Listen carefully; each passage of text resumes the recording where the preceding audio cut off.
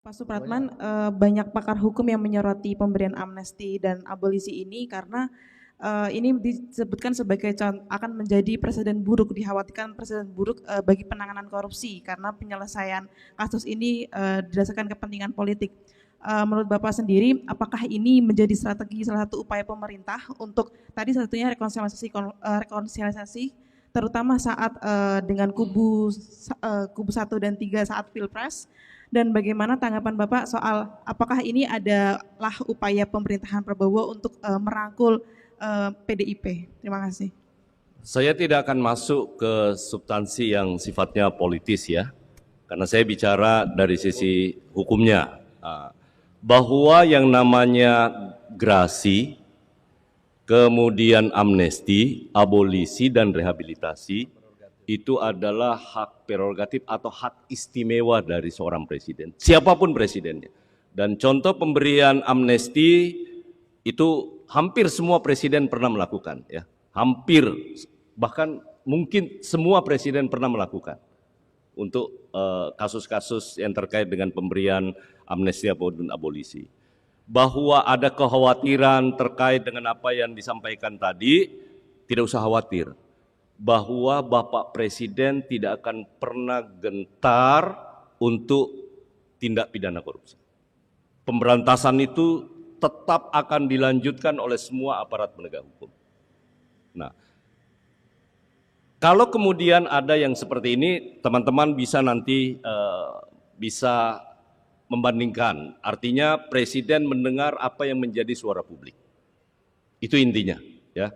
Nah, karena itu tidak usah ragukan, Presiden dan kami jajarannya semua akan tetap memastikan bahwa gerakan untuk pemberantasan korupsi itu tidak akan terpengaruh dengan pemberian amnesti dan abolisi hari ini. Jadi ini adalah sekali lagi pertimbangannya tadi rekonsiliasi, persatuan. Presiden ingin semua komponen bangsa berpartisipasi dan bersama-sama. Karena Presiden merasa semua anak negeri, ayo kita bersama-sama untuk membangun, apalagi dengan seluruh elemen kekuatan politik. Ya.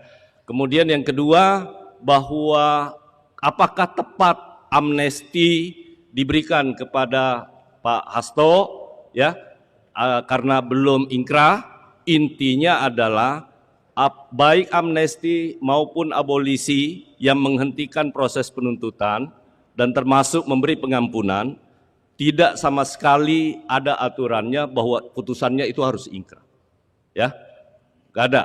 Nah, karena itu saya ingin sampaikan kepada teman-teman itu soal penilaian presiden, ya, penilaian presiden. Cuman bedanya adalah kalau abolisi sebenarnya kedua-duanya itu mirip. Kalau kita lihat di Undang-Undang Amnesti dan Abolisi, Undang-Undang Nomor 11 tahun 554, di situ dijelaskan bahwa yang namanya abolisi adalah pengampunan yang berakibat, punya akibat, ya, punya akibat. Nah, karena itu kalau untuk yang abolisi adalah menghentikan penuntutan.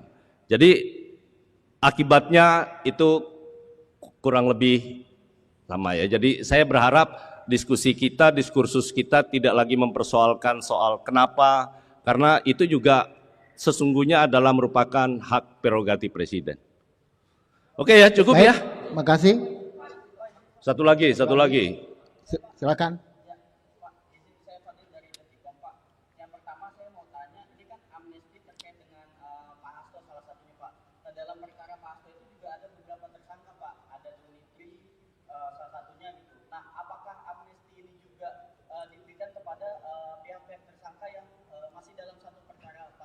Amnesti jelas menyebut nama orang.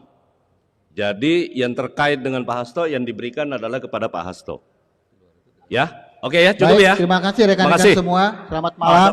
Satu lagi dari Kompas. Ulangi, Mbak Dian. Iya, saya Dian dari Harian Kompas, Pak.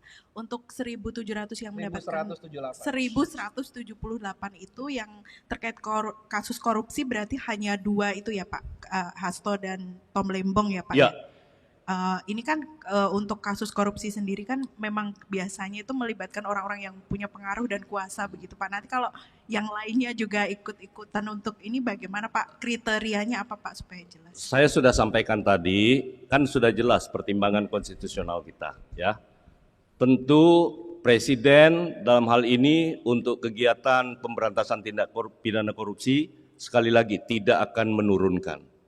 Presiden sudah berkali-kali, bukan hanya setelah beliau menjadi presiden. Kami mendampingi beliau sudah sekian lama, ya, dan itu tidak pernah berubah. Ya.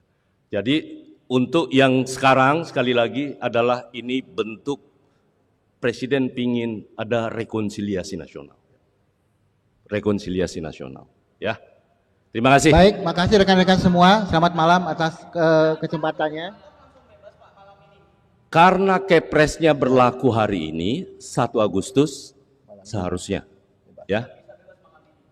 Kepresnya berlaku 1 Agustus. Nah, yang berikutnya pelaksanaannya silakan tanya ke